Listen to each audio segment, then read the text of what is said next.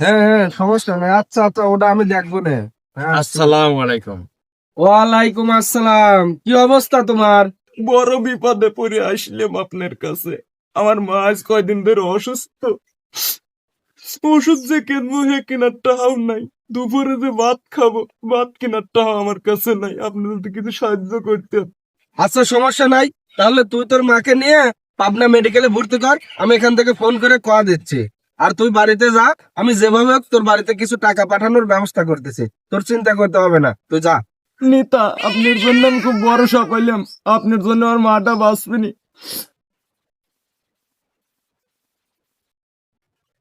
হ্যাঁ মজিবার ভাই, কি হয়েছে?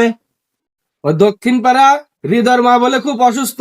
এই টাকা 2000 লিয়া ওর বাড়িতে একটু পৌঁছা দিও। আচ্ছা ভাই, টাকা এখন আমি পৌঁছা দিয়ে আসতেছি।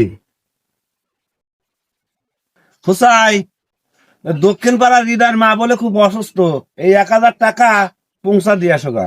আচ্ছা, আমি দিয়ে আসতেছি। ভাই, নেতা আপনার লেগে 500 টাকা পাঠাইছে। নেতা মাত্র 500 টাকা দিল। আচ্ছা ঠিক আছে,